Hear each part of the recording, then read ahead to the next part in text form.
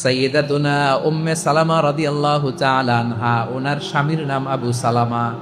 শ্রেষ্ঠ দম্পতি, শ্রেষ্ঠ ফ্যামিলি। প্রথমে হিজরত করেছিলেন হাবাসায়, পরে হিজরত করেছেন মদিনায়। উহুদ যুদ্ধের পরে ওনার স্বামী আবু সালামা ইন্তেকাল করলো, শহীদ হলো। সুবহানাল্লাহ পড়েন। যখন আবু সালামা ইন্তেকাল করলো, উম্মে সালামা রাদিয়াল্লাহু তাআলা আনহা কেঁদে কেঁদে হয়রান। আর নবীর শিখানো বাণী অনুযায়ী তিনি বারবার পড়ছিলেন ইন্না লিল্লাহ। কি পড়ছিলেন? ওই কই জামু, কি হরমু, এগুলো বলে নেই। কি বলছে? ইন্না লিল্লাহ। যেহেতু বিশ্বনবী বলেছেন, কেউ যদি বিপদের প্রথম ধাক্কায় পড়ে ইন্না লিল্লাহি ওয়া ইন্না ইলাইহি রাজিউন, আল্লাহুম্মা আজুরনি ফি মুসিবাতি ওয়া আখলুফ লি খায়রাম মিনহা, তাহলে এই বিপদে যে সে যা হারালো তার চেয়ে শ্রেষ্ঠ কিছু দিয়ে আল্লাহ তার বদল দিয়ে দিবে।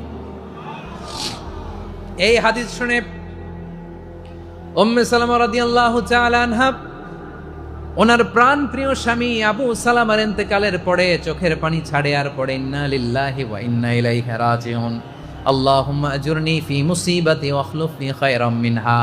বারবার এই দোয়া পড়ে চোখের পানি ছাড়ে, এই দোয়া পড়ে চোখের পানি ছাড়ে, আর মনে মনে বলে আবু সালামার মতো ভালো মানুষ মদিনাতে নাই, আবু সালামার চেয়েও ভালো মানুষ মদিনাতে নাই।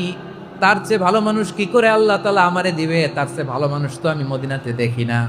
চোখের পানি দিয়ে বুক ভাসায় আর নবীর হাদিসের উপর আমল করে পড়ে ইন্না লিল্লাহি ওয়া ইন্না ইলাইহি রাজিউন, ইন্না লিল্লাহি ওয়া ইন্না ইলাইহি রাজিউন।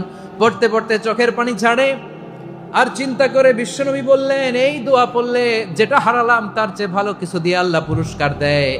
আবু সালামের চেয়ে ভালো মানুষ মদিনার মধ্যে আর কে হতে পারে? কি আজীব তামাশা, কি অবাক করা ঘটনা।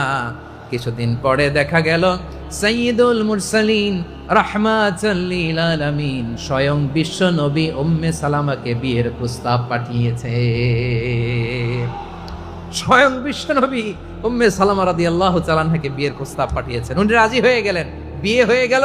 উনি হয়ে গেলেন উম্মুল মুমিনিন, আমাদের মা, পুরো মুসলিম উম্মার মা। চিৎকার করে বলেন আল্লাহু আকবার।